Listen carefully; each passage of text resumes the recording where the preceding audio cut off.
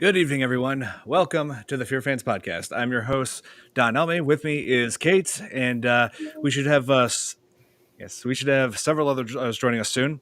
And so, good to be back. We've Yeah. taken a break from we've taken a little break from the podcast too because every the past couple of few Tuesdays were holidays, so yeah, there's no way I was going to have everybody come on here on Christmas Eve and New Year's Eve when we should be enjoying the holidays. But so here. Hey, Joanne. Oh, below 40 Oh, below in Canada. Oh, man. wow. Well, hey, hope you're staying warm. Yeah, keep Yeah, because I warm, hear Joanne. Canada gets pretty brutal this time of year. Hey, how's it going, Jeremy? Hi, Jeremy. Good. Yeah. So we're covering tonight. We are covering something that many of us have loved. Watching over the past year. Like I saw this movie twice in theaters. The first version was in color. Second version was in black and white. Saw that with Nick. Oh, yeah, with Nick and Rochelle. And hey, Thomas. Thanks for tuning in. And so, of course, we are covering Godzilla Minus One, and this, in my book, is the best Godzilla movie since the original in 1954. I totally agree with you. It's epic, it's emotional, and it's so well done because the whole story behind it and the actors, it's phenomenal. Definitely one to watch. He has returned. Yes. Good Wait, are you referring to Godzilla or me? uh, but yes, this movie had so much going for it. I love everything about it, the story and the characters, especially the whole conflict that Shigeshima had.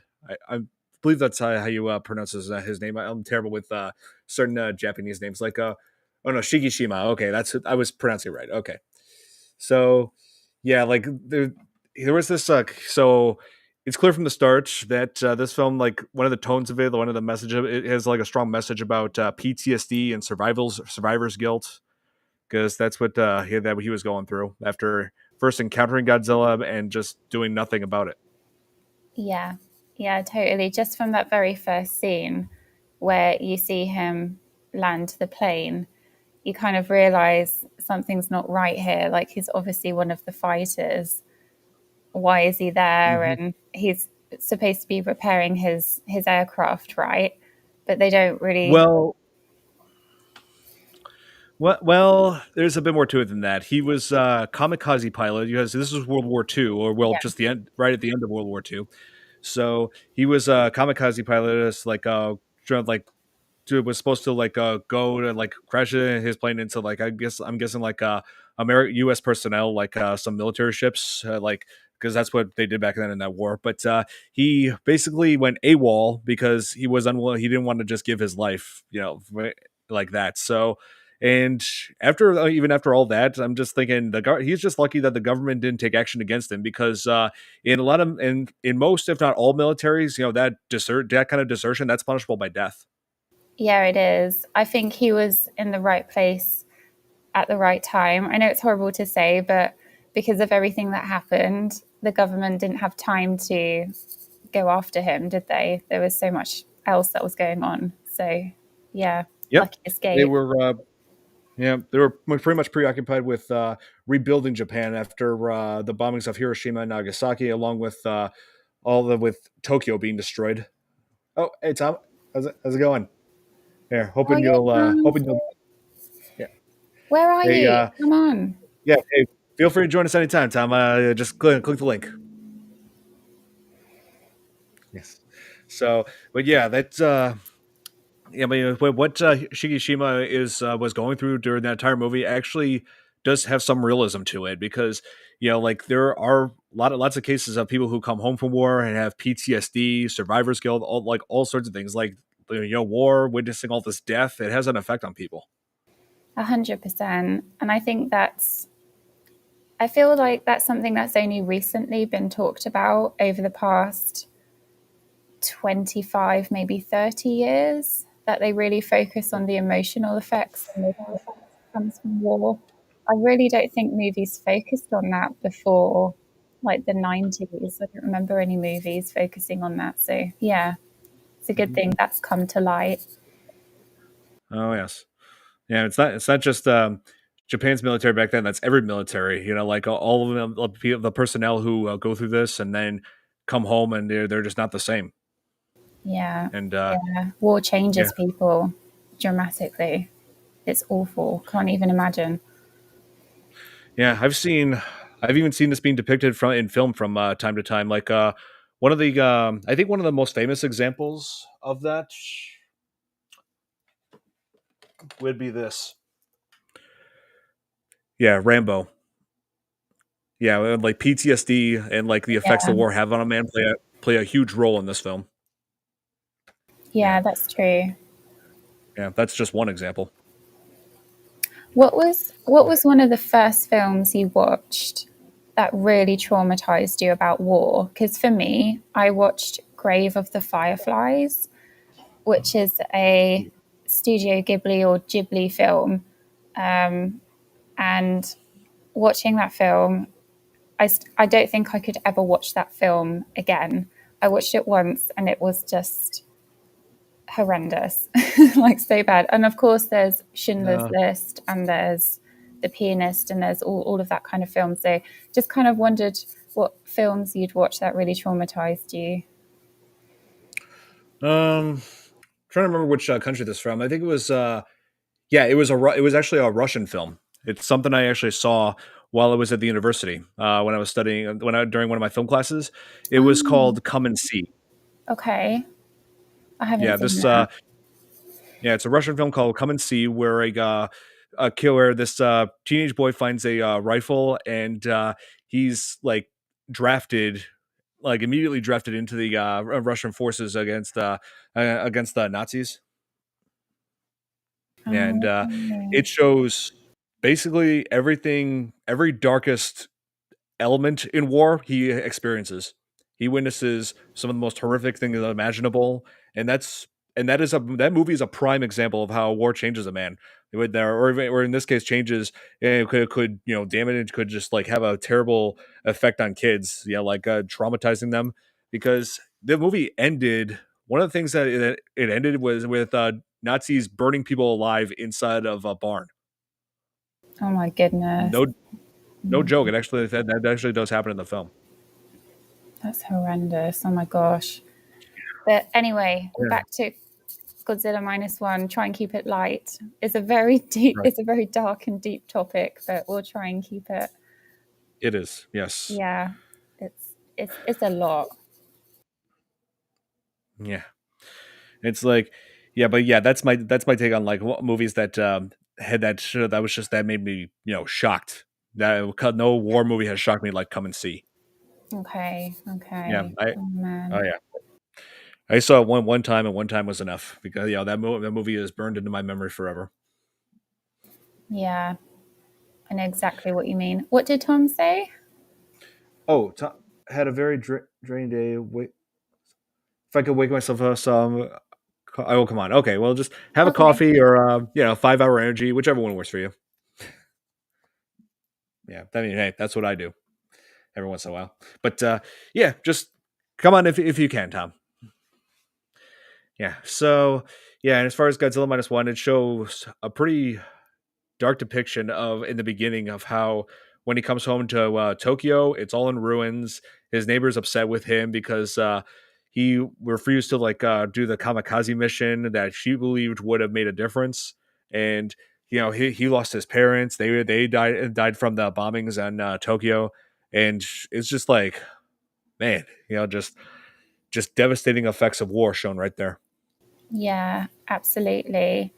I do like how it was written. So even though it was devastating, Hmm. they still show a lot of his relationships towards other people, towards the girl that he found and the women that he found with the girl. And there was still some Japanese humor in there. It's kind of like subtle humor that we probably in the Western world don't really see it as humor, but like in Japan, that would be humor and it's quite funny and they have little elements of that. So I really liked that. I thought that was a good input.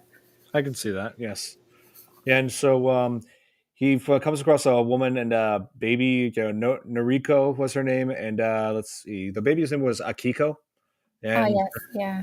yeah, so basically, Shigeshima was just having a trouble, moving forward in life, like wondering if he even deserved to survive from war. Again, the survivor's guilt. And Yeah.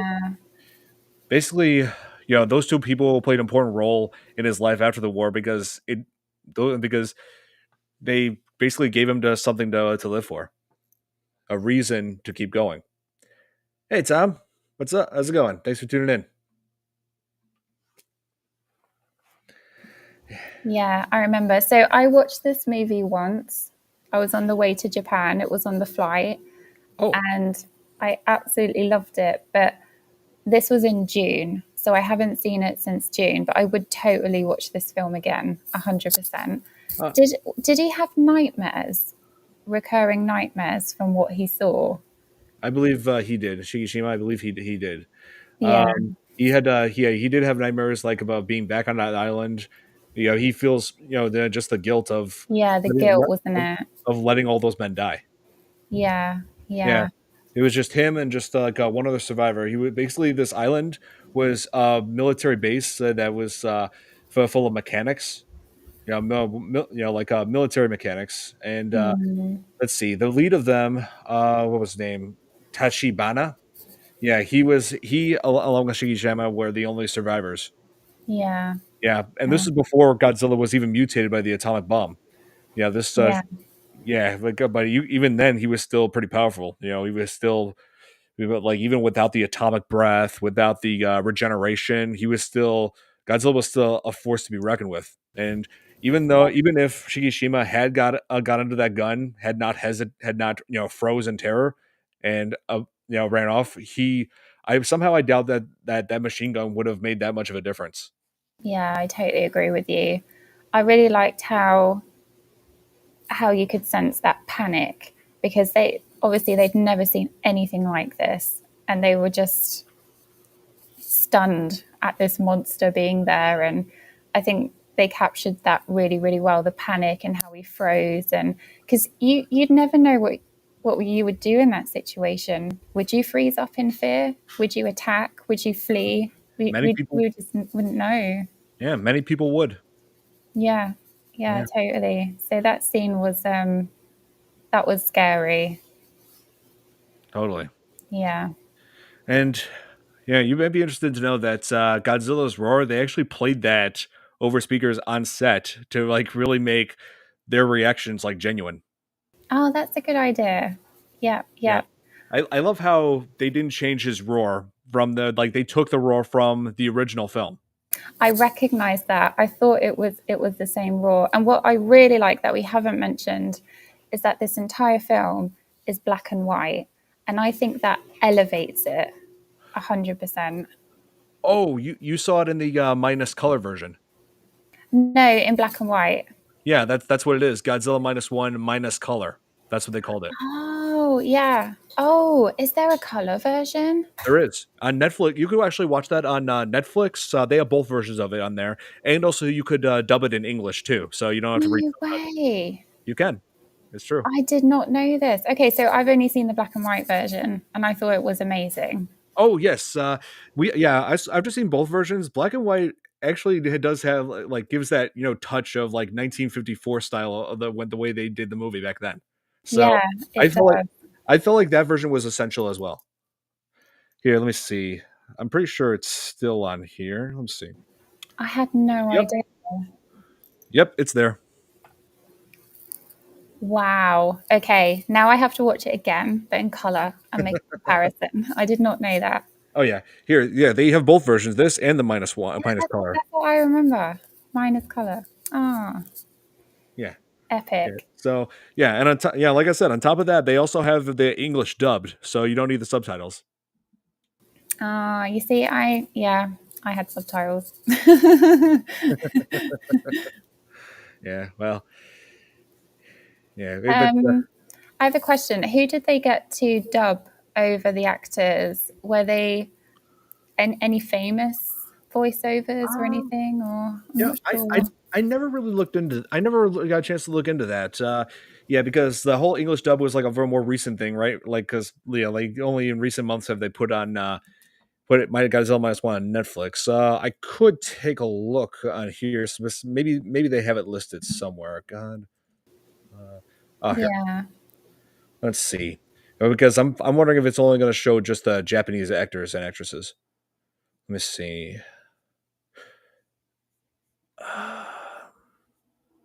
Nope, not seeing any information about it on here. interesting. Yeah, I'll have to look into that.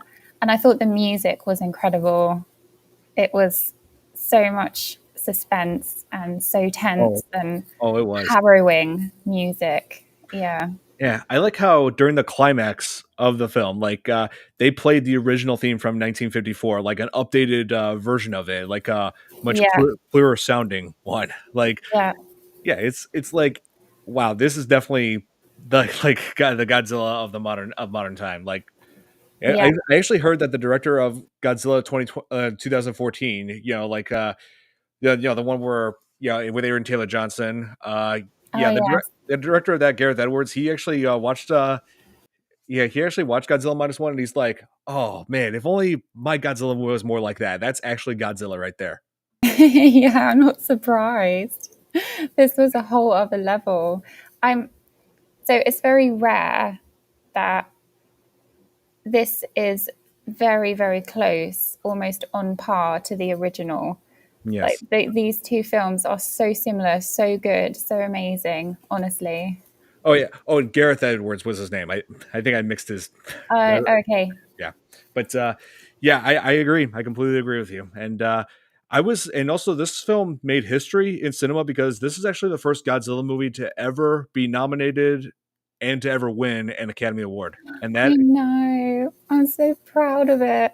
Yeah, and that Academy it won an Academy Award for Best Visual Effects, and I'm 100% with that Academy on this because when I watched the movie, that movie really impressed me with the way they managed to do all those visual effects, which look more genuine than most of our Hollywood films, and they managed to do that with with not with I think less than if I remember correctly, it was like less than $15 million.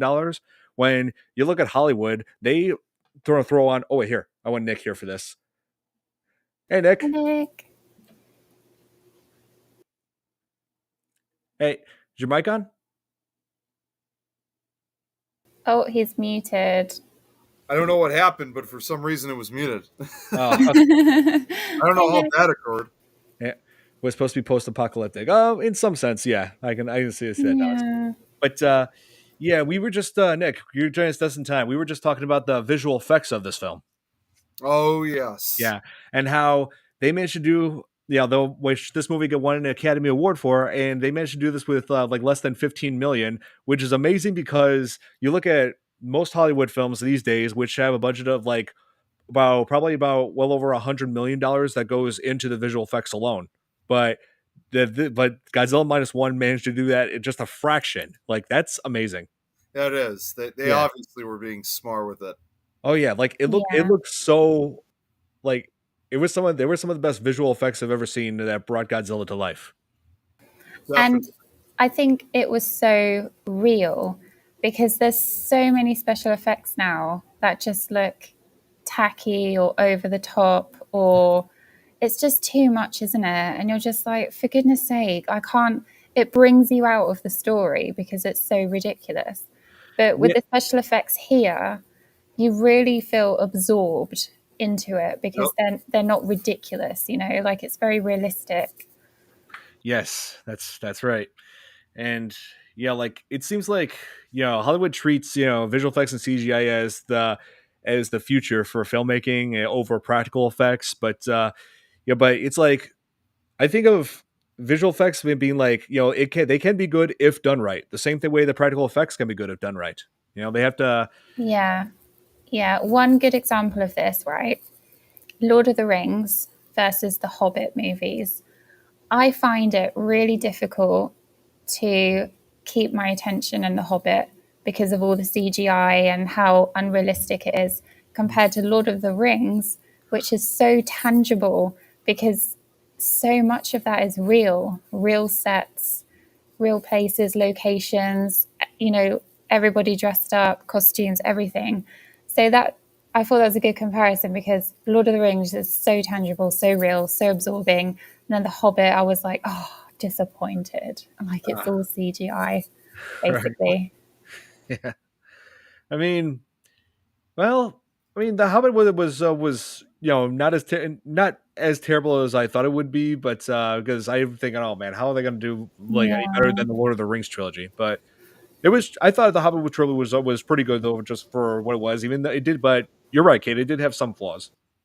Yeah. I mean, it was just like, meh. Like, it was okay. Whereas Lord of the Rings is like the best thing ever. So, yeah. Yep. Yep. I mean, it's one of my favorite things I've ever picked up in my collection. Yes, I have exactly the same one. Yep, the extended version. Yes, That's the way to watch it. it is. You need a whole weekend. Just binge watch 3 extended films. I know Right. the whole trilogy that would take like, oh my god, that would take like 10 hours. Yep. Exactly. Basically a whole thing. Yeah, really. But seriously, well made films. Been like Peter Jackson, right man for the job. 100%. Like, I'm so, because even he said, Peter Jackson, he said he couldn't wait for somebody to make Lord of the Rings. He was super excited about the idea of it being a trilogy and a film. He never even imagined it was going to be him. And I'm so glad it was him. So Uh, yeah, that's so funny. the man is gifted. Well, hey, let's Yeah. not forget because you said about the CGI and stuff. Well, Hmm. let's not forget, Don, I showed this to you, was that over 10 years ago, character Smog made an appearance, a guest appearance on Stephen Colbert's show. I remember that. You can find that on Yeah. YouTube. I don't know if you've seen that, Kate, but Stephen Colbert apparently interviews Smog on his old show, The Colbert Report. It's I hilarious. think I've seen clips of it, but I'm going to check it out just to make sure we're on the same It's funny page. as hell. Yeah, Benedict Cumberbatch. Yeah, he's just an amazing voice actor as he is playing like live characters. Yeah, Doctor Strange. Yeah, but Yeah. He did The Grinch recently. he did. Yeah. Yes. I was Ah, just thinking, I was trying to think actually. I remember one of the things that he said was um, Smog on the Colbert Report episode was he said that himself a real dragon himself, not one of those cheap dragons from Game of Thrones. Yeah. oh my god. But yeah, Nick. So this film had like I really love how Godzilla Minus One just really went back to basics as far as like the whole message about war and about nuclear weapons because I love one of the greatest changes they made about Godzilla was the atomic breath. Like it like works as he fires that beam, it hits a certain spot, and then it explodes into like basically the same thing of like kind of effect as an atomic I bomb. was going to say, Like yeah, the creates an atomic atomic explosion. bomb. Yeah, it creates an atomic explosion, just like the atomic explosion that mutated Godzilla. It's funny. I actually, in a way, kind of have considered that it's not even really his classic atomic breath anymore. It's almost like he has the ability to practically fire bombs instead. Yeah, it does. It does feel like Yeah. that. Yeah, yeah, And it also feels like there's no way of stopping him. yeah. He feels What can you invincible. Like do? Yeah. yeah, because of that bomb that they mutated him, and like right after the war, and it shows that just briefly, like the effect it had on him when nuclear testing was going on the Bikini Atoll. Yes. Because yeah, so and hey, not only did it mutate Godzilla, but it also may or may not have caused the mutation of like deep sea life in the Bikini Atoll and causing them to create a civilization. One of those life forms living in pineapple. I knew you were going to go there. I knew you I were going to knew say it. I was just waiting for Bikini drop Bottom. the pineapple under the sea. Yep. I mean, that is a real theory. People do believe that. Yeah. Hey, Chris, what's up? What's up, Chris? Thanks for tuning in. Yeah. So, but yeah, like it's just like an amazing like how they depicted Godzilla at first as just being a dinosaur that just was, yeah, what that would seemed like dangerous enough, but then that bomb mutated him into something much worse. And like not only was able to fire basically its own atomic blast, but also can now regenerate from anything that they throw at him, even if they did, like if their own weapons did have some kind of effect on him, he just regenerates like Deadpool. Yeah, Yeah, very much so. yeah, Yeah. totally. And did so it's been since June since I watched it, but I remember they were analyzing. There was a lot of analysis to see where Godzilla was and how far away. What systems were they using again? I totally forgot. Systems. Was it like were they using like an earthquake scale or something? I don't remember now. Oh, you mean Was it like seismographs? Yeah, seismographs. Were they using those to I think detect? I think that's one tool they were using. Yes.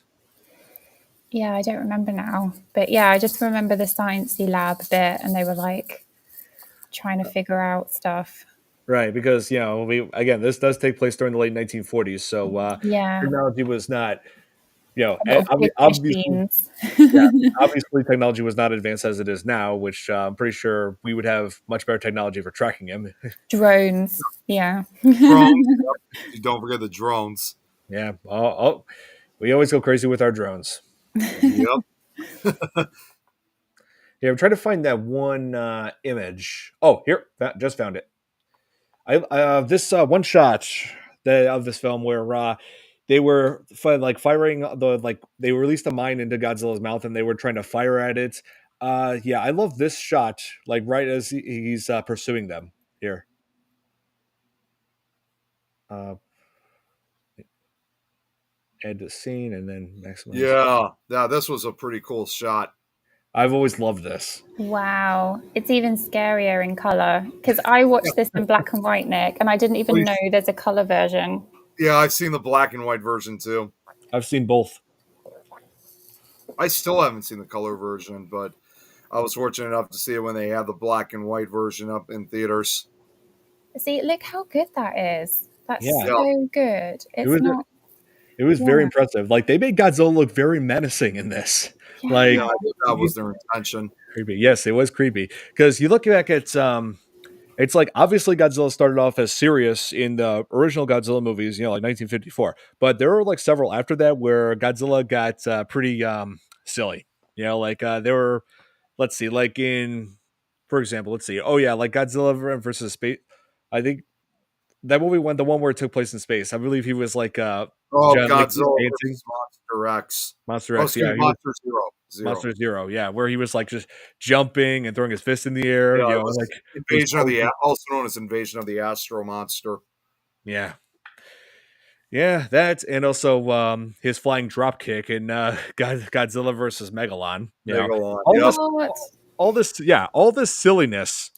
But here, it's like back to basics where he is a major threat. He is like just like looks so intimidating. Yep. Like they made him remade. They really remade him as a true monster.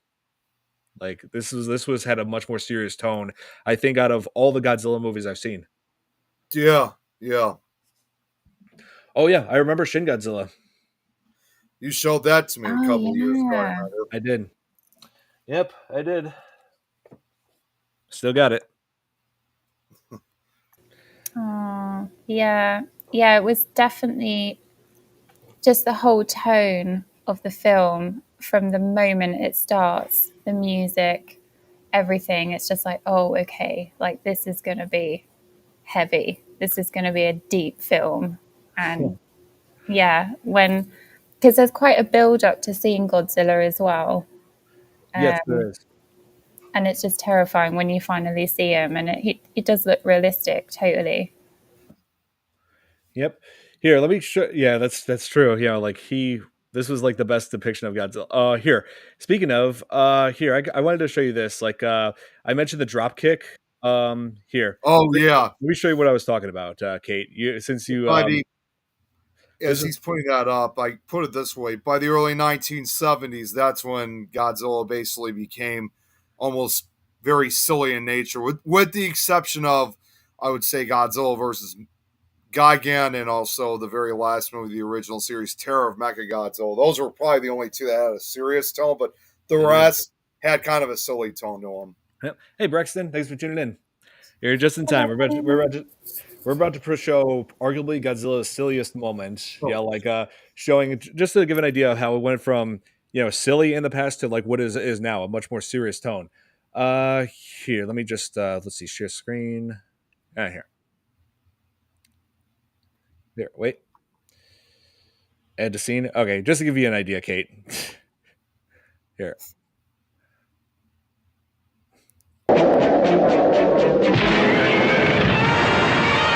Yeah, it wasn't the second time.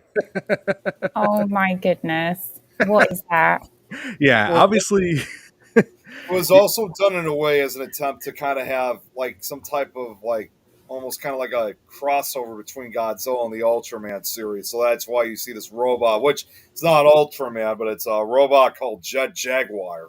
Yes. It reminds me of a 7-year-old boy playing with his figures, characters in his bedroom, and it's like drop kick Godzilla. And Yeah, basically my nephews. Yeah. yeah.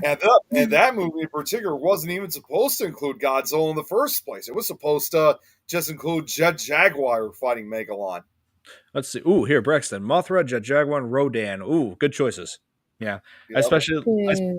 Oh yeah, I especially love Mothra. The queen of the monsters, right there. Yep. Oh, and Thomas is saying. Which also, I don't know if you know that she was originally I had found out she was originally supposed to be in the original Godzilla versus Mechagodzilla film. Oh. If you know it, she was supposed to be in it, but that was before that was when the movie was still in development, and it was actually a different plot entirely before they even invented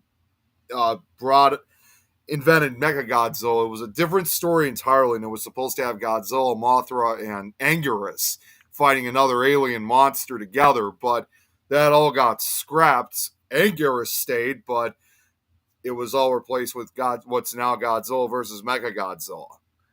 Yes, and they were featured pretty much in this Godzilla, the Giant Monsters All Out Attack. Yeah. Mothra and King Ghidorah, yes, and Baragon. Yeah. I was gonna say, don't forget Baragon. Yeah. Yeah, he actually, that's the thing. When I was little, renting all those Godzilla movies from Blockbuster back when that was a thing. Like I always thought Jet Jaguar really looked like an action figure. Like here, let me show you guys an image just to give you an idea. Yeah, I've got to see this. Did you guys ever hear that originally, like I guess in the Japanese version or something like that, they actually said that Jet Jaguar really was supposed to be King Kong in a robot suit? Oh, Jesus. Okay, here it is. What? Yeah, that's Jet Jaguar. What is that? Some kind of mashup Power Ranger thing? Yeah, it kind of does have that like a Power Ranger kind of a feel to it. Well, like I said, he's off of Japan's like other famous icon, Ultraman, and he does it like Ultraman. Yeah. So that's where they they also said too that they chose that design. I guess before they even made this movie, they were supposed to have like some type of drawing contest, like where each kid was allowed to draw their own version of a robot that they would kind of base it off Ultraman, and one of the kids won, and that became Jet Jaguar. Right. So this was from the film. This is the only appearance that Jet Jaguar had in a Godzilla franchise. It was Godzilla versus Megalon, who was right here, the cockroach-looking thing. And so here we have Godzilla, Jet Jaguar, who go against Megalon and Gigan. Oh, and look, Nick, you can get the costume from Amazon. Oh, there you go. There you go. I didn't know you could do that. Yeah. Hey, you could be that for Halloween next year. Yeah, that would be so funny. Yeah, I'm sure it's got to be expensive as hell, though. Yeah, let me catch up with the comments. Thomas saying his two favorites are Destroya and King Ghidorah. Oh, yes. Yeah, Godzilla versus Destroya is another favorite of mine. I really like that one. Chris brought up Godzilla versus Sharknado.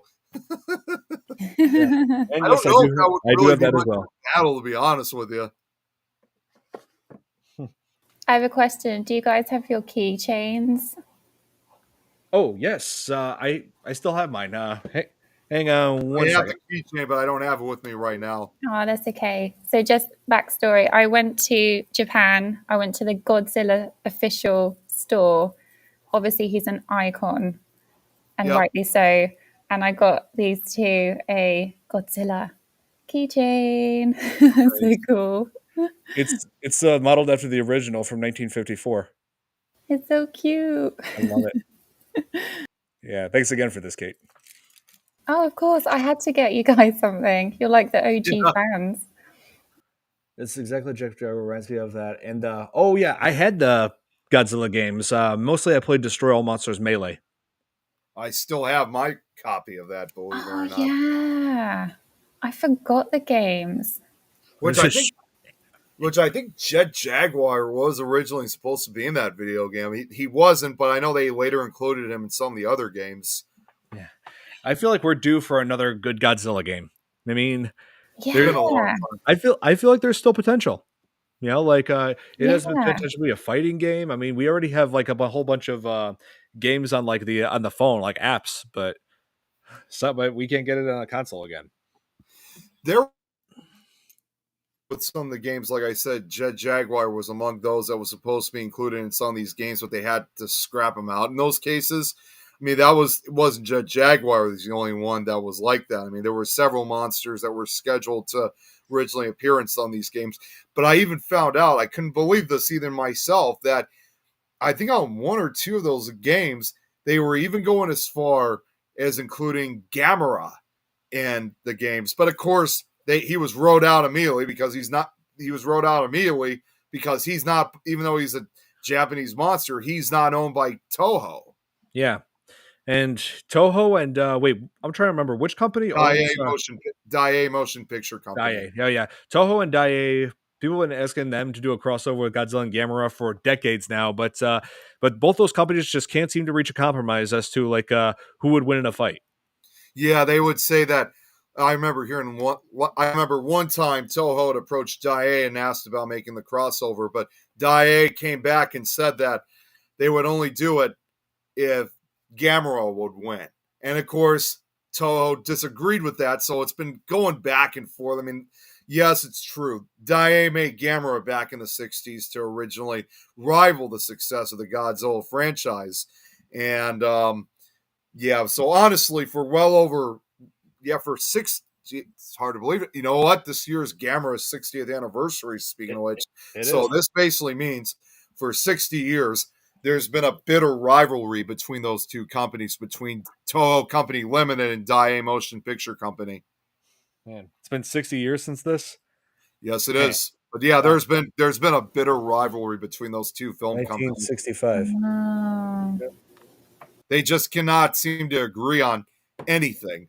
Although in the original Gamera, they said originally the effects they wanted to use for Gamera, they actually did want to try and hire the same special effects artist that did the original Godzilla movies, but Daiei declined immediately for it. So once again, this just goes to show that there's this bitter rivalry between these two companies that Toho and Daiei they just cannot seem to agree on anything.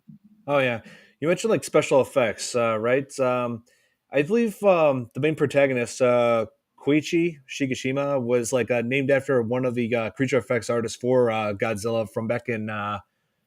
Let's see, I believe it was Godzilla 1985 until Godzilla versus Destroyer.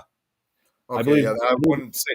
I remember who the guy's name was. The original special E.G. Tessabura, I think, or something like that. But no, that wouldn't have been him then, because he died. No. He died in 1970 or Right. 1971.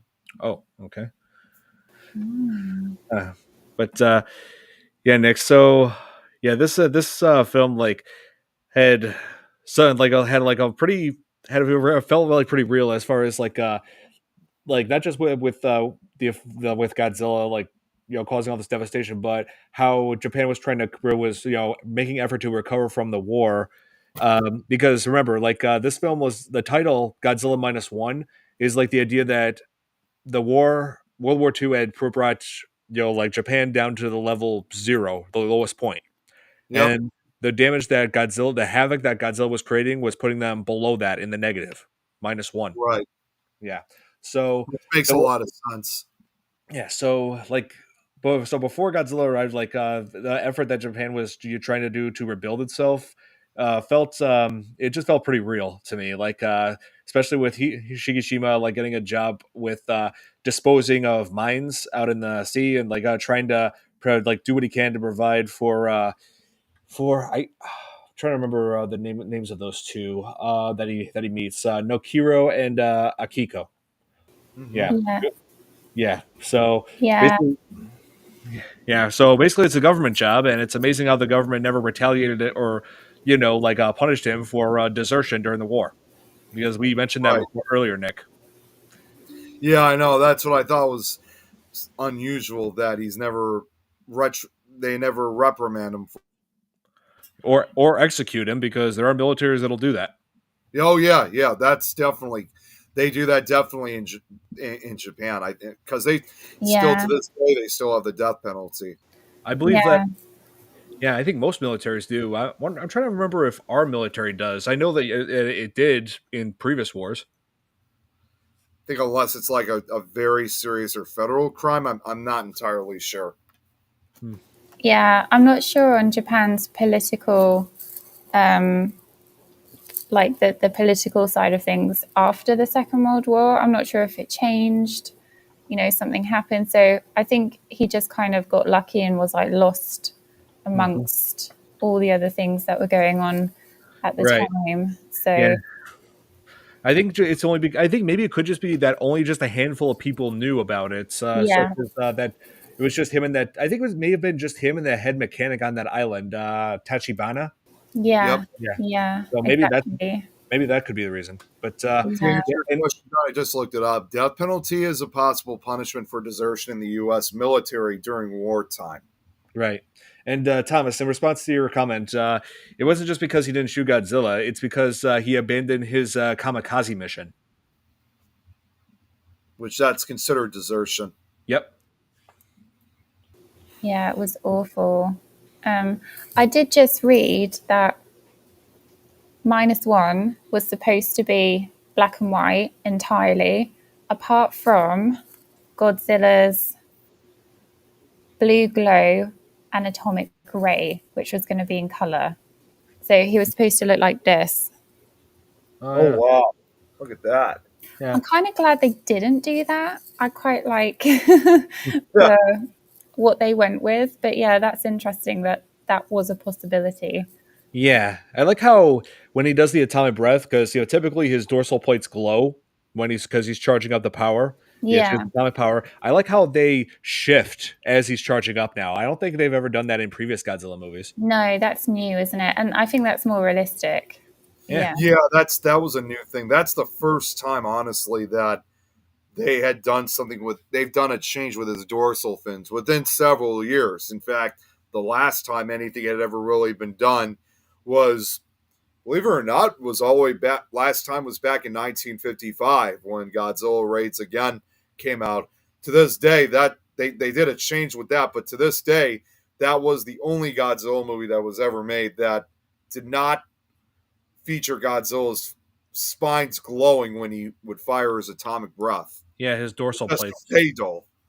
Yeah, the dorsal. That's right. The dorsal plates didn't glow up. That's right. Because it was still an early it was a character, so they didn't know what else to do. They didn't know exactly what to do with the character at that time. Of course, it's different now, but that new idea where it's like they kind of glow almost one at a time, that's a smart idea. Yeah, that's right. They've been like experimenting a whole lot with it over the past decade.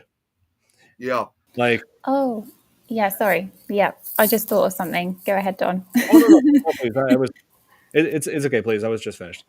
I just remembered I really liked the storyline of the woman, so his love interest, and I guess she wasn't the biological mother of the girl that they Mhm. sort of adopted, but she was looking after her, wasn't Right. she? Right, yeah, Um, Noriko was one of the survivors when yeah, he was burned, but found Akiko. like from like Yeah. her mother before the mother died.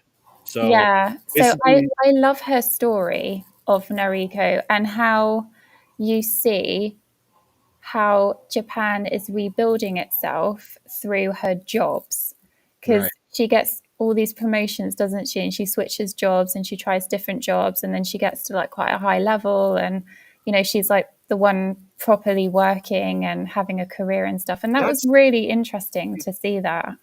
that's you made a really good point there, Kate. Because think about it, because the fact that she's working, doing all these different jobs.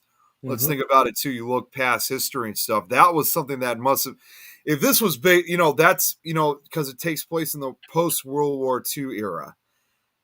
That is quite an incredible way to kind of put her in that type of position because you think about it in the late 1940s and 50s, like here in the United States, it was always believed that the husband was supposed to go to work while the wife stayed home and cleaned up.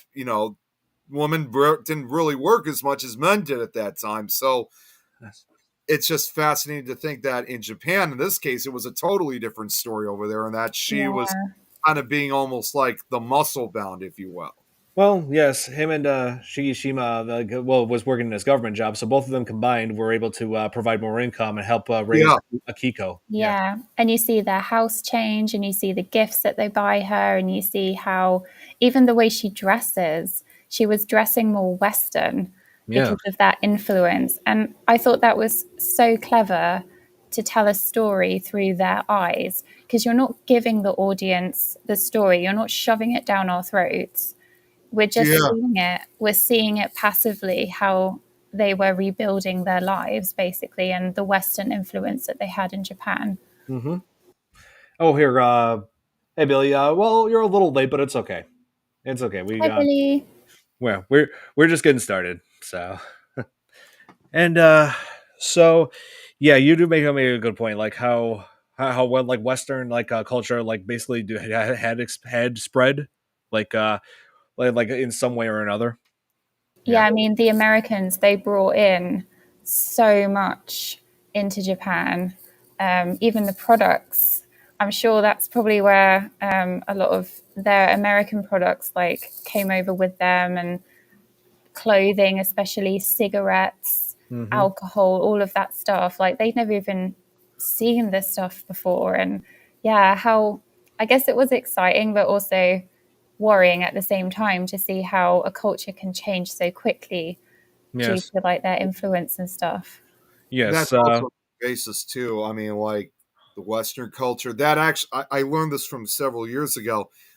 After World War II, the Japanese were such inspired by some of the Western culture, including like toys and whatnot, that's what later inspired them to develop their own toys and stuff. Which throughout the 1950s and into the early 60s, they made a lot of those toy products. You hear the old thing about like certainly something's like made in China. Yeah, in a way that was still kind of a current, but the Japanese back then really kind of had more of a kick at making a lot of toy products back then. Hmm. And I have to say, I feel like Japan as a culture and how people are their jobs.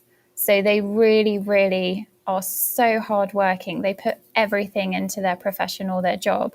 And I just feel like they excel in every way possible. Like they excel in their food, their electronics, their technology. Like it's so interesting to see how that as a culture, like how hardworking they are and how it just excels. It's like Sega, Mega Drive, and Nintendo, and it's just like they're just banging out all of this amazing technology, and it's still going. Like the Yep. technology they have there. I think they had satellite navigation in the 80s. We didn't really get that in the West till like late 90s, early 2000s. So yeah, it's like, They're very advanced. I mean, they're just being yeah. smart, as I would put it. That's why I've always said a lot of times though, like if because not just the technology and stuff. I mean, I heard like about how clean it is over there and whatnot. I've always said that. It's exceptional. Like there are people cleaning escalators. And Wow. like it's immaculate, and nobody, so there aren't many trash cans, bins, I heard whatever. about that. You Everybody takes their trash home, and that is just the epitome of respect. You don't trash places, you don't graffiti, you don't make a mess, you take it all home and you clean. And yeah, it's amazing. Yeah. That's what Hey, I've always said on a lot of cases. Like, if the world was coming to an end, I would certainly believe Japan. They would certainly be among one of the last ones standing because they know what they're doing. yeah, They would definitely be one of the last ones standing. yeah, yeah. Seriously, I'm just thinking about it. Clean elevators and not no trash on the streets. I'm just like, yeah, if only that were the case here. My, well, I said this before. I might have said this a long time ago, Kate. I don't know if I ever told you, but my sister and brother-in-law, they went out to Japan a couple of years ago. It was for Oh their yeah, honeymoon. you mentioned it. Yeah, Yeah. it was for their honeymoon at that time, and they said they gave a comparison because not only were they in Japan, they also went to Hong Kong. But for Hong Kong, though, that was not their trip. That was they ended up going to Hong Kong because that was their means of getting back to the United States. To fly Oh, back. like a layover. Yeah, Oh, layover. So they only got to see parts of Hong Kong for just a short while, and they definitely said too that it was definitely cleaner over in Japan and the United States. But when they went to Hong Kong, on the other hand, they said it was filthy over there. Like they said, there was like they didn't have as many trash cans either, but instead it was like the opposite. They just like throw like all their trash and stuff out in the streets. I mean, there was not like one occasion where they didn't see somebody pushing garbage out onto the streets. So it's Oh like, no, I haven't been to Hong oh, Kong, so I didn't know that. I That's didn't know that either. crazy. But yeah, it was like if it's bad over here, it's like they just throw it out on the streets and they just hope that a garbage truck comes in. So again, they do not have as many trash cans either. They just push it out to almost make it like it's somebody else's problem. it's ridiculous. Yeah, it is. So if you Yeah, think that's we're crazy. be fair, if you think it's bad over here, I mean it's there's some areas that are even worse over in that area. So take your trash home, people. Okay, keep Yeah. the world clean.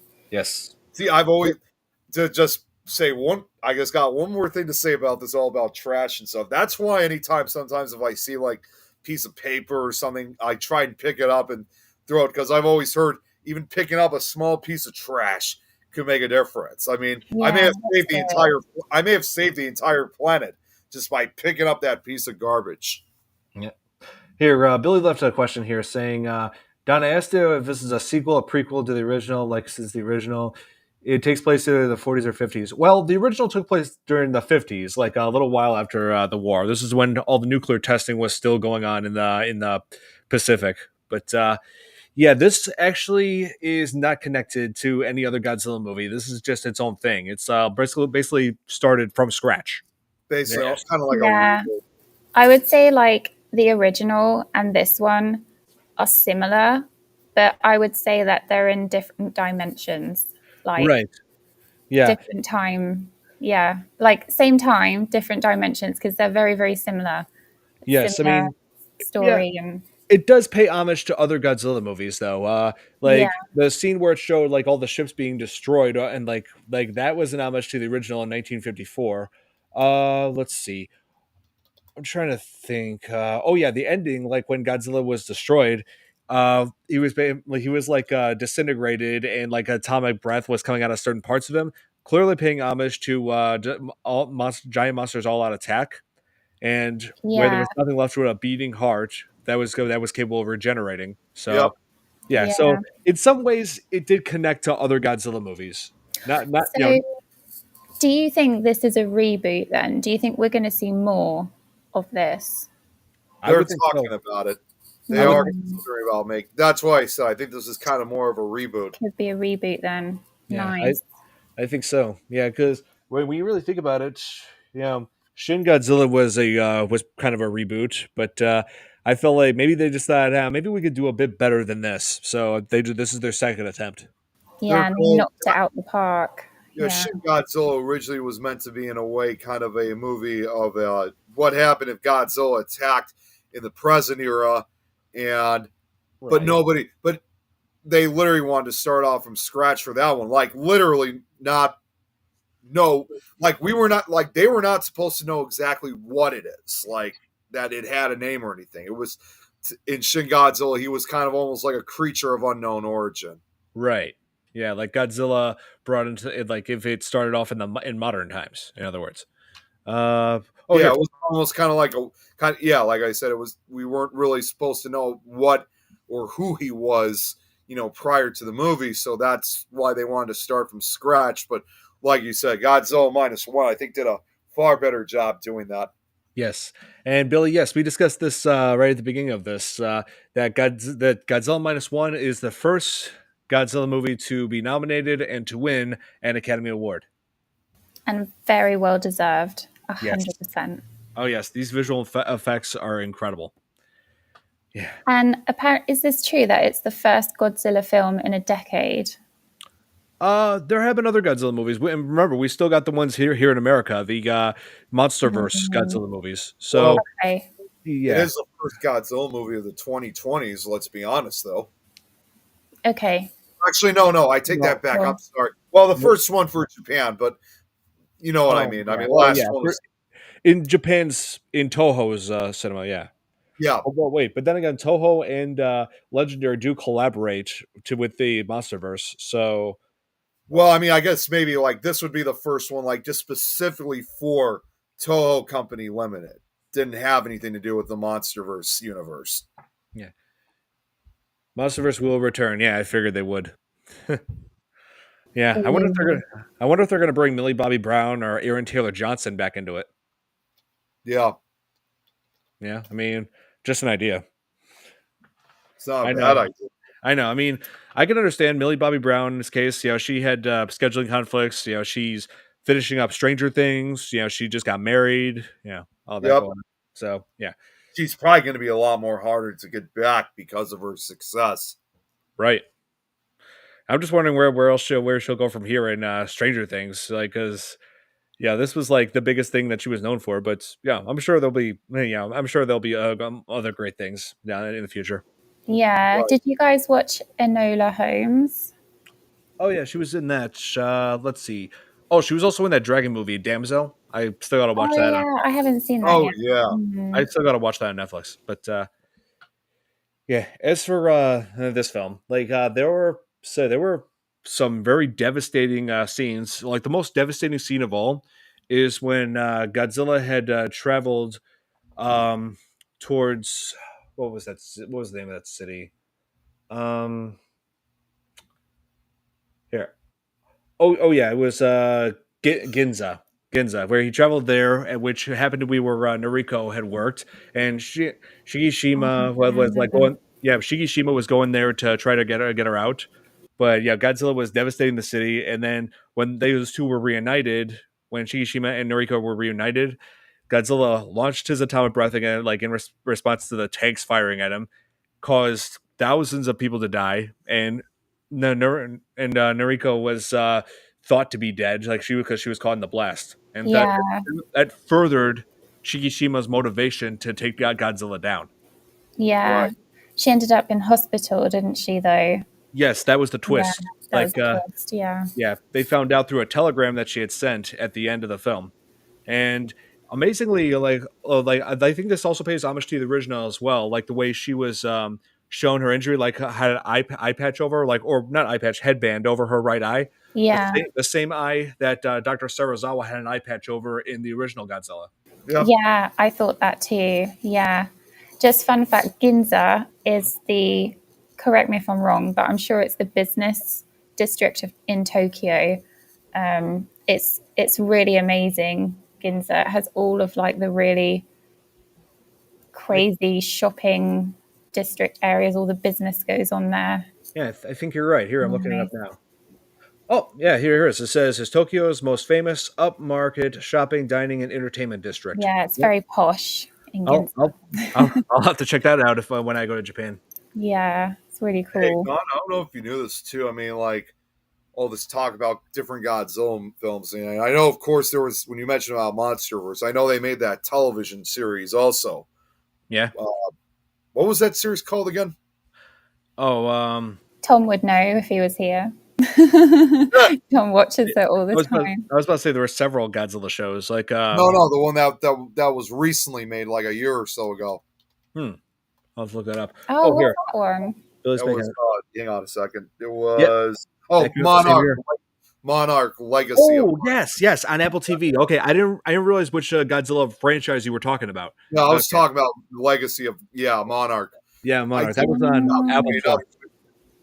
Plus. I did Okay. find I found out funny enough when we were talking about Gamera earlier. Turns out he's got a TV show of his own now that was released 2 years ago called Gamera Rebirth.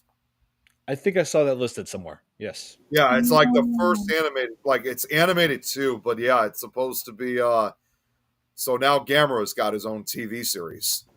I Uh, thought you were talking about the one in the 90s, like early 90s. No, not that series. yeah, I gotcha. But one thing I wanted to mention about Noriko, like when they found her in the hospital alive. You notice? I'm pretty sure some of you have noticed the that mysterious bruise that was quickly forming on her. The director actually did confirm that those were like Godzilla cells infused within her. Hmm. So I'm wondering how that will.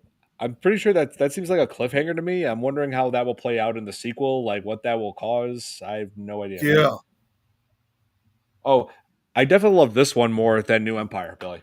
Yeah, 100% this No one. question. No question. No question. It's a masterpiece. Yes, it truly is. This is the kind of Godzilla movie I would love to revisit. Yeah, and now I can whenever I want. yep. Yeah. Let's see. Yeah, I have to Oh, watch and it in also color this time. yes, and I like how That makes Shigeshima two like of them. So I got to see it in color yeah. too.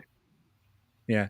Like you feel this tension like in the climax where Shigeshima like is going on this plane and about to fight off Godzilla with this as like a last resort if the plan doesn't work where they try to sink him and like rise him up again through tanks and to try to get the pressure change to destroy him, which didn't work in the end, but then so he decided he's going to fly the plane at Godzilla, so implying that he was finally going to do what he had was originally supposed to do in the military during World War II, act as a kamikaze pilot, redeeming himself after It was not redemption, acting wasn't it? Redemption for redemption. everything. Yeah, and just when it seems like Shigeshima had given his life to stop Godzilla, there was a twist to it. They added a they added an ejector seat onto the plane, so it's like he would like in the because what happened earlier is that he had recruited um what was his name like the head technician on Odo Island who Yeah, he actually Yep. tracked him down, didn't he? yeah he tracked him down because yeah like Takibana yeah this is his name yeah like he had to like track him down but there was no address on file so instead he gets his attention by just basically trolling him. Yeah. Yeah, Yukima trolled Takibana by writing letters that blaming Takibana for the deaths on Odo Island, knowing that it would upset him and then flush him out. yeah. And then he Yeah, tells him like what he wants to do and how he's going to redeem himself and yeah. And and then it was his idea, wasn't it, to put in the ejector seats. He's like, you yes, can't do this. Like, yeah, yeah. Yeah. yeah. It's like yeah, but you do this to redeem yourself and go on living. Don't let these deaths of like the people that you failed like don't let that destroy you. Like you need to live for the sake of others.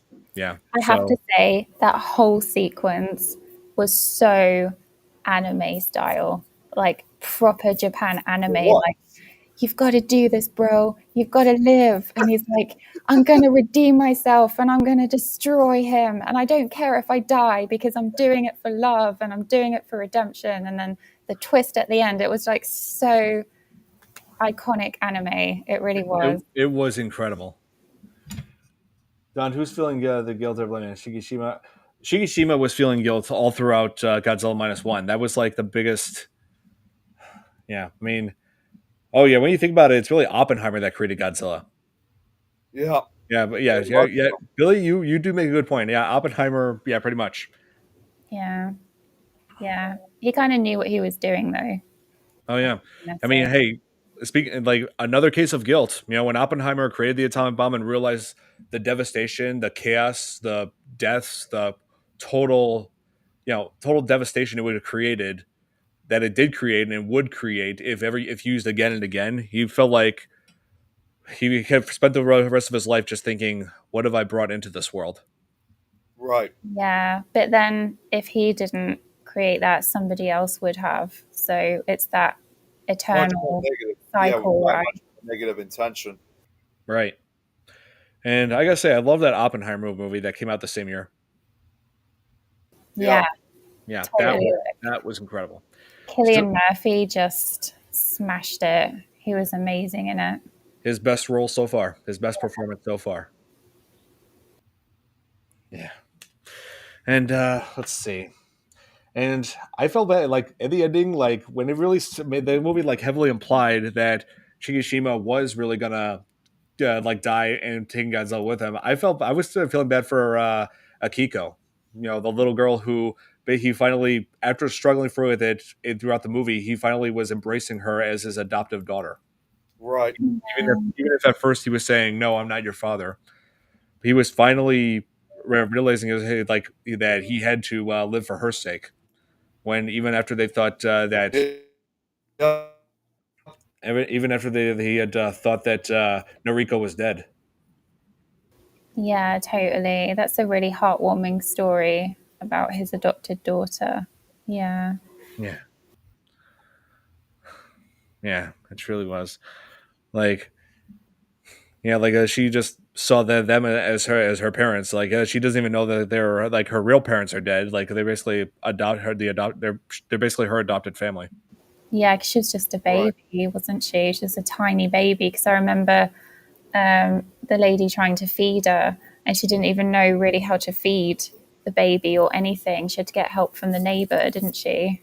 Yes, the neighbor who had was blaming Shigishama Yeah, for abandoning his mission, and yeah, like her children had died, and even I just like that even after that she was still willing to help the couple yeah, Right. with their baby. yeah. That whole community feeling was nice. Yeah. So like trying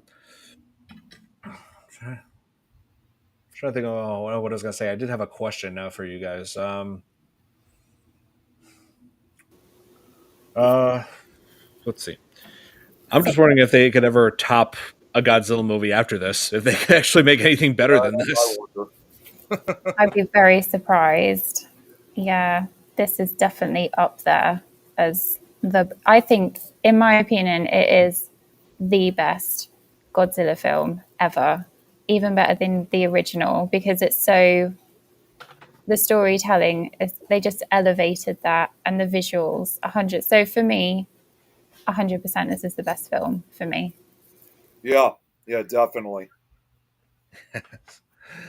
Oh man, yeah. Like I'm just like, oh man, like I just love all the homage it like also pays to like the original Godzilla. I mean, this is basically like you remember they like Nick. We were just discussing earlier that they used the original Godzilla theme song in like Yeah, the I know that was impressive because even though this was its own movie, still it's nice that they really paid homage to it. yes, and used the original Godzilla's roar. Yep. Yeah, one of the You most know iconic. whether or not this movie has a connection with the original film, you still have to pay homage to it in some way, shape, or form. Yes, it was definitely an homage, Robert, because yeah, like just like the unique way that that Godzilla's roar was originally created by using a leather glove against the strings of a double bass, and to think that it could actually create one of the most iconic sounds of all time in as far as cinema, anyway. Yeah. Oh, I was about to say, is everybody muted? Yeah, Nope. sorry, I'm just having a discussion in the background. All good. Oh, okay, okay. I was thinking, oh wait, are we having technical issues? Nope, all good. No, Just I was gonna say I'm pretty sure I didn't press the button, so I'm good. Yeah. Oh man. Yeah, but I just like like the whole idea that he was like also like like with his job, like getting all those mines out, and the fact that there was like metallic mines, like or not metallic, magnetic mines. They would have attached themselves to ships, so they use like wooden ships to move too close to them very safely in order to disarm them or blow them up, oh blow the yeah, mines up. Yeah, so terrifying. yeah, it's like that. Yeah, it's like a government job that like he explained, there's significant risk. Like you could actually like get killed in this line of work, and But it paid very well. I yeah, remember they got quite wealthy, didn't they, because of his job and yes, everything. So very well paid for high risk. oh yes, like because yeah, there are so many high risk jobs out there. Like I actually looked up most dangerous job in America, and some people have different opinions on what they think the most dangerous job would be. Some people would say being a fireman. Some people will say being a cop. But apparently, the job that causes more casualties than any other career in this country is logging. That's not surprising. I mean, you look back 100 years, like with lumberjacks and stuff like that. There were those accidents were quite common. Unfortunately, they even had something that was called a what's known as a widowmaker, because obviously a lumberjack would end up getting killed in an accident. If they were married, next thing you know, your wife is going to a funeral because she's a widow. Hence the name a widowmaker. Right. Yeah. That's wow, man. Yeah, I honestly thought the most dangerous job in my opinion. I didn't necessarily think it was just logging. I also thought of like people who work at steel mills too. Uh, Let's see. Now, how about the world? Let's see. Most dangerous job in the world. Oh, and they're still saying logging. Let's see. Logging workers face many hazards, including falling trees, dangerous machinery, and remote work locations. Oh, yes, like because that's the thing. In a remote location, not that many hospitals or rescue are close by. Yeah, well, again, Yeah. like you look back at 100 plus years when lumberjacks were around, because again, that was basically logging too. I mean, that was an extremely dangerous job, especially for those that had to work high areas too. I mean, like they were, building something, because there were often stories where a lumberjack fell, usually would fell off on a very high area into to his death. Crocodile egg gatherer. What the Is hell? that even Crocodile a job? Oh wow. Yeah, that's. I was about to say that's not a thing. Yeah. I was gonna say, is that even a real thing? Nope. Yeah. Do you remember that really iconic photo taken in New York where it has the steel bar on the top of the skyscraper and there's all the workers and they're having lunch? Oh yeah, I And remember there's this. like not a Yeah, harness in sight. Like they would just do that without harnesses. And I'm like, I would I've seen freak that. out. No way. You Oh, couldn't. that's happened a few times also in Chicago. I've seen like those really Yeah. high up cranes are like several thousand feet up into the air, Yeah, I and keep you hearing just think some. to yourself, Yeah, one slip, and they are done. It's over for them. I keep hearing somebody's notification alarm going off. I It's think my that's stupid Nick. phone. I'm sorry, guys. Yeah. It's I'm trying to charge it up. The cord is not acting with me. Oh. So that's what that is. Okay. All right. Well. You're Yeah, very popular. my Yeah, I was about to say phone you're getting will like not about 5 per cooperate. second. Is that your dating app? No, no, no. I put I'm a charger in the joking. phone. That's it. So somebody finally decided to join Tinder. No, I joined Tinder and I gave up that app a long time ago. So no, it's not any of that stuff at all. No, that's not worth it. Don't. Yeah, people don't use Tinder for like serious relationships. Anyway. Well, it just doesn't work overall. Mm, Yeah, just don't. It yeah. doesn't matter. Yeah, but anyway, yeah, like you couldn't pay me enough to be like on one of those tall buildings. Like we've got people in the city who are paid to wash the windows of skyscrapers, including the Sears Tower. Oh Yep. my gosh, Yeah, no. yeah, like one of the tallest building in Chicago, one of the tallest buildings in America, Sears Tower. Imagine being up on those high on those high rises.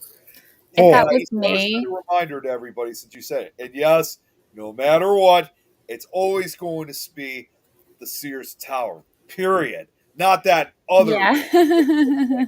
The yeah. sister. You call it Willis Tower, people are gonna look at you weird if you say that in Chicago. Yeah, yeah. So if that were me cleaning the windows, I would just be cleaning my own vomit because I would just be like Yeah. throwing up the Oh, whole time because I hate I heights. I've yeah. seen a video, believe it or not. I mean, this was like from probably about over 15 plus years ago. Two window washers that were like I don't remember. I think it was somewhere in California. I think where they were cleaning up windows and they were like on one of the high rise buildings, and all of a sudden it got so windy out that the well, what are those things? What are those things that they use to get onto them that they wash with? What are they called? I guess. Trying to remember. Oh, is that like the little bench thing Yeah, yeah. It's like a. that goes like up and down? Yeah, I don't know the I technical think it's like term, I think but it's a scaffolding of some sort. Oh, yeah. here. Well, Imagine all this. this wind was going. What's that? Oh yeah, yeah. The windows right there, though, that you Yeah, can be up in the your air. sky deck. The sky deck. Yep, nope, Yeah. I'm good. I mean, I've been in there, and like it's actually a lot safer than you would think. You know, people actually jump around in there. Glass never. Nope. It's called bulletproof plexiglass. Yes, it is plexiglass, so it's strong. I've been in there. Wow. I heard. I could I heard never do there that. was one occasion though they had to shut it down because I think they said one of them had like a crack in it of some sort. Oh, That was like a I few do years remember ago. that. Yes, yeah, that was a little while back, but yeah, they fixed it, and that was that. So Well, anyways, there's this video like where these two guys are on the scaffolding, and it was really windy that day. And if you look, you might be able to find it on YouTube, where literally the scaffolding was being blown back and forth across a building, and literally the ends of it, because it kept hitting the ends of the scaffolding, like it actually shattered glass, like several windows. I mean, Oh my can't goodness. you can't necessarily see it in the video because it was it was shot from the ground. But according to witnesses like that were in the nearby building, they said there was sheer terror amongst these two window washers, and they literally had to hold on for dear life until firefighters arrived. They had to like literally grab onto the scaffolding like in a line to keep it in so they can get the two window washers out of the scaffolding. And here's the craziest part. After that whole accident, the window washers, they did not quit. They continued their job as window washers, even that after that whole terrifying scenario. man, Wow. That would have I would have quit immediately if that was me. yeah, Yeah, same. I don't even know. Yeah. It's good that you can handle heights, Thomas. I definitely can't. Nope. Oh yeah, I'm guessing you wouldn't be coming with all of us to Six Flags Great America then. Nope. I Because even Especially just have to on stand on a ladder, even if I'm like a quarter of the way up on a ladder, my legs start to go to jelly and I feel a bit well, I guess sick. this means you won't be able to do a giant drop then. Are you joking? I would literally die if I did that. or this. Hold on, Raging Bull. No. Here, hang on. What is this? Okay, all right. Raging Bull. Oh, here I got this thing for you. Raging Bull, Six Flags, POV. Oh yeah. I've Here we seen go. those. Stupid ads. Yeah, you gotta love those YouTube ads. I gotta get YouTube Premium or something. Here. So yeah, Kate, here's what you would be dealing with if you went on the Raging Bull. Hang on. Okay, let's have a look. This okay here. Ed scene. Okay. This goes up to 200 feet. Where And is it this? goes Six This is Flags Six Great Flags. America. And it goes I mean, it looks fast, but it's actually going relatively slow as it's climbing up. Yeah. Is this in Chicago? Oh, It's in Gurney. It's in Gurney. the outskirts. Gurney. That's about 20 Okay. minutes away.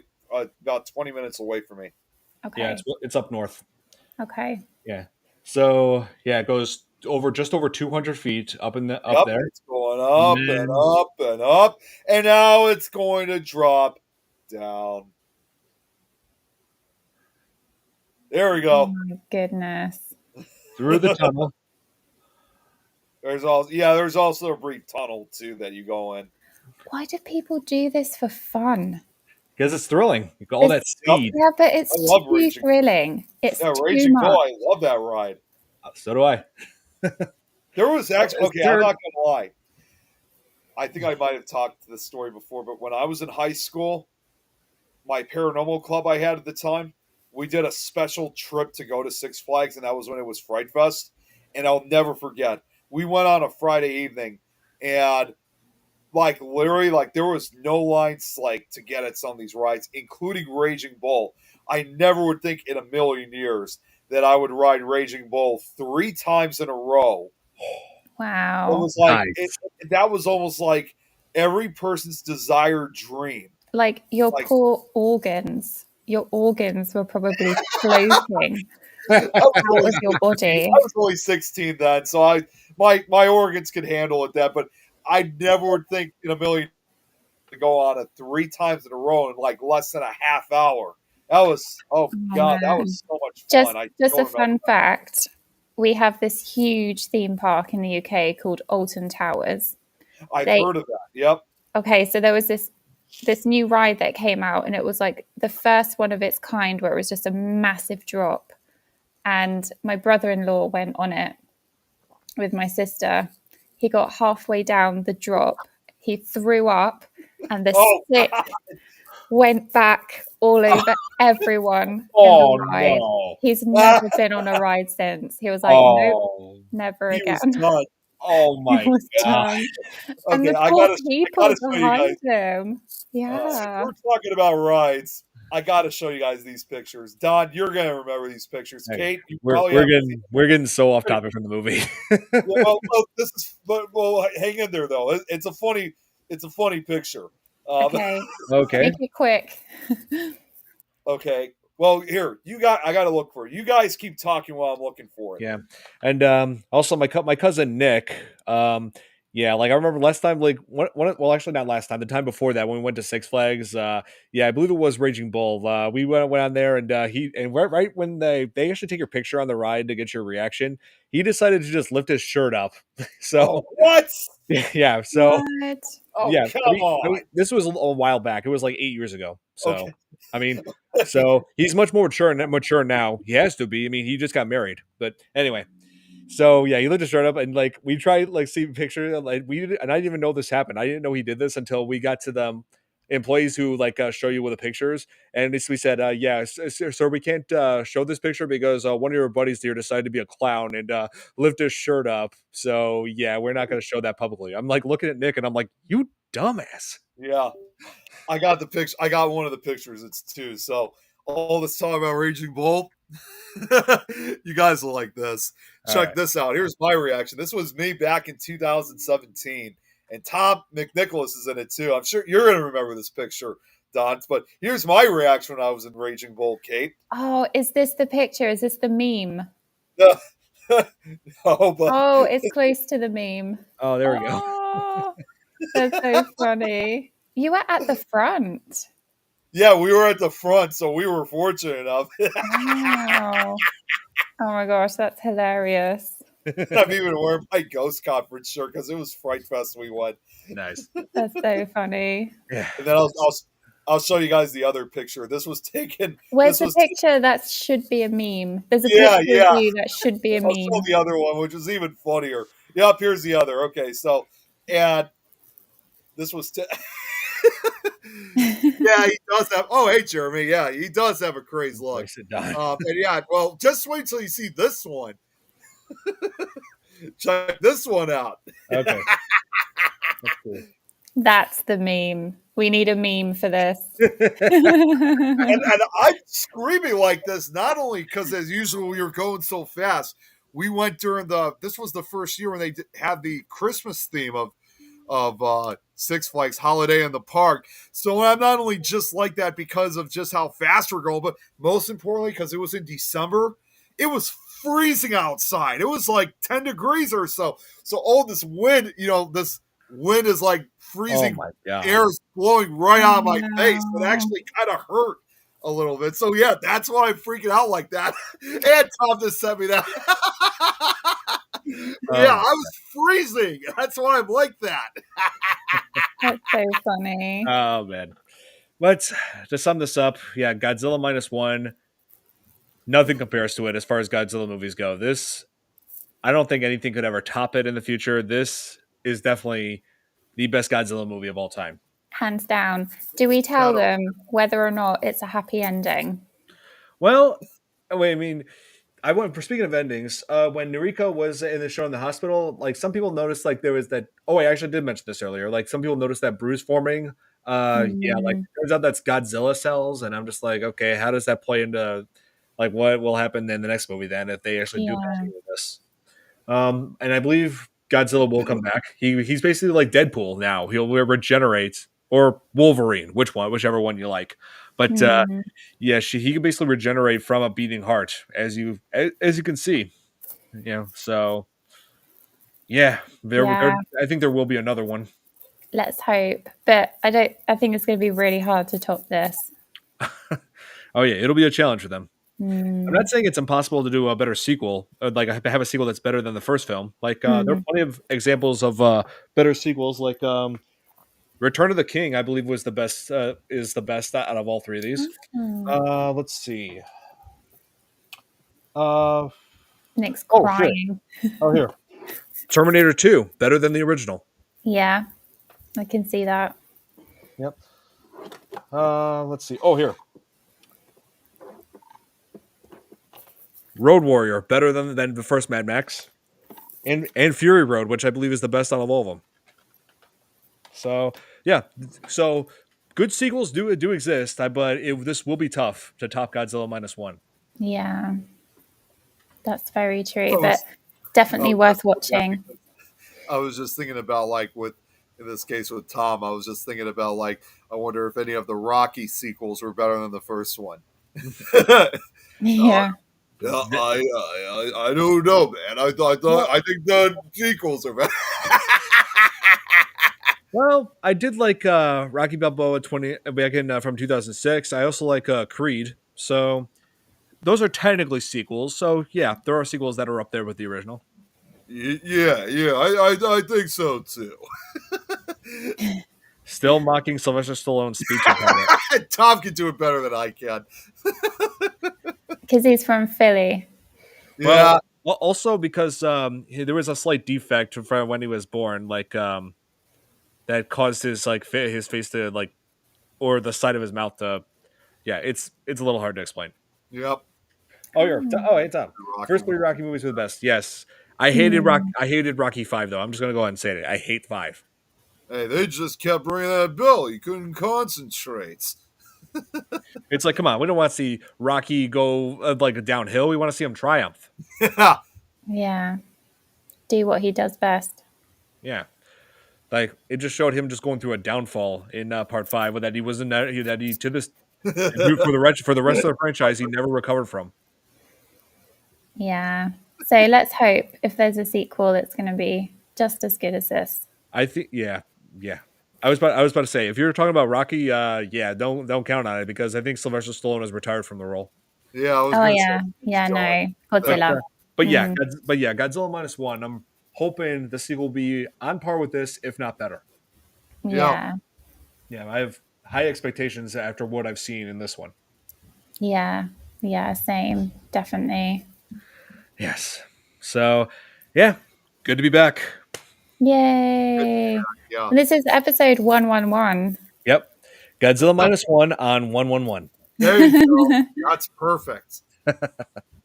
And I've been trying to figure out which one to cover next. I'm torn between two films. Want me to show you guys? Yeah. I already know one of them, but yeah. Ah, Aliens. Since we covered the first Ooh. one, and yeah, we were talking about good sequels. This is a good sequel. Yep. So either this one or something more modern. Ah, since we've recently had Nosferatu, which was directed by Robert Eggers, Go back to some of his earlier work. Oh, who's the actress in that? I think I've seen that. Anya That's Taylor Joy. Anya Taylor Joy. yeah, Yes, that's who it was. that's a good film. So Creepy. I'm torn between these two. So hey, let's let the fans decide. I'll put up a poll deciding. Yeah. Yeah, for the next few days, and then I'll announce which one we're covering. So, what do you guys think? Aliens or The Witch? I'll be back in just a second. I got to think it over for a sec. I'll be right back. Oh, hey, hang on. We're about to wrap this up here. Well, no. I'm going to grab something too. I'm just going to be back in a second. Okay. Yeah, I think that's a good idea. Let the fans decide, and then we can Yeah. decide. Yeah, I'm sure a lot of us have seen Aliens. I'm sure majority of us, but I'm just hoping like if we go with The Witch, like a lot of people, a lot of us have seen it. Like I'm trying to wonder what stream service it would be available on, if for those who haven't seen it. We I'm got not already sure. one vote. Jeremy Witch, Robert Aliens. This is a tough choice. I know. Mm, Yeah. So, like I said, we're leaving it up to the viewers.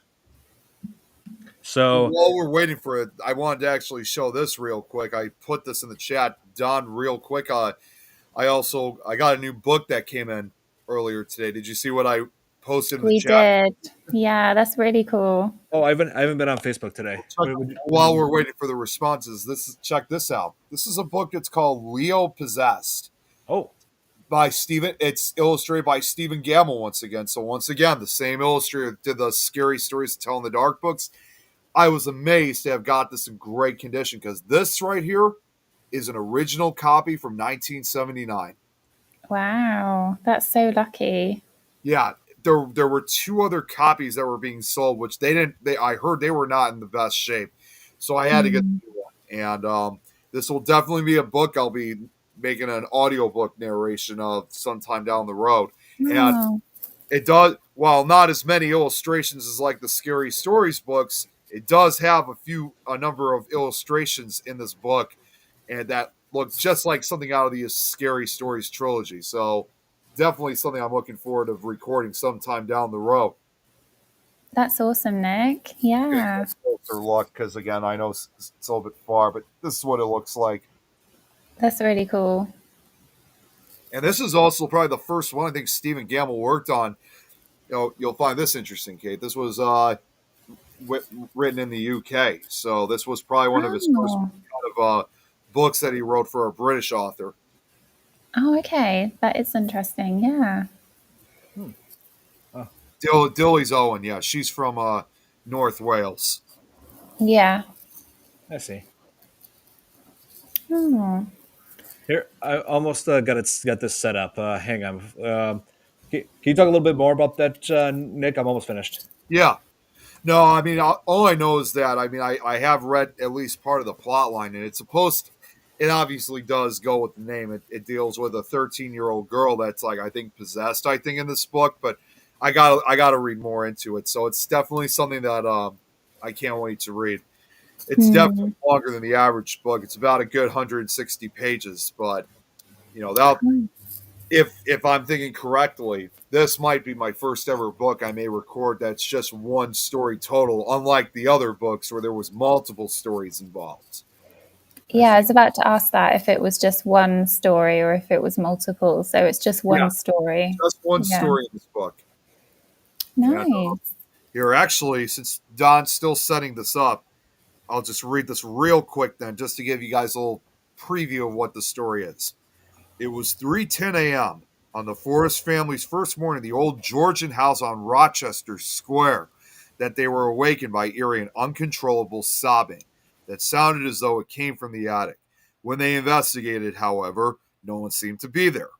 At the time, as time went on, it was 13-year-old Lenora, known as Leo, who was the most disturbed and, in a sense, the most intrigued by the preternatural phenomenon. Oh, here, On got the it. threshold of adolescence, she felt engulfed by strong emotional feelings as her widowed mother became increasingly attracted to a neighbor, and her brother spent more and more time with his friend. Funny enough, Don, the guy's name is Don in this book too. Don, Nice. Leo found herself overwhelmed by both jealousy and loneliness, and in trying to cope with her problems, fears, and emotions derived some comfort from the ghostly from the ghostly presences she encountered. In the dramatic and exciting climax, Leo has to make a difficult decision, and in the process comes to accept the world and her place in it.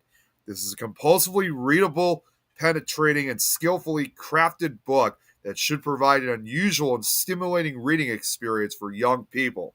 Stephen Gamble's atmospheric illustrations explode with excitement and enhance the drama of the book. Nice. Ooh. It's all done. Here, let me show you guys what Got I'm. it? Okay. Yeah, here, let me show you guys what I'm thinking here. Share this. Here, let's maximize the screen.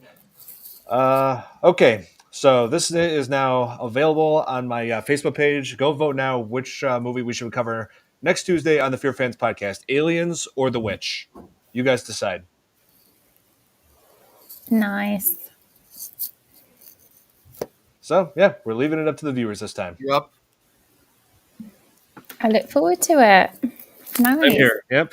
I'm good with either. I mean, I'm just trying to figure out which one people prefer for next week.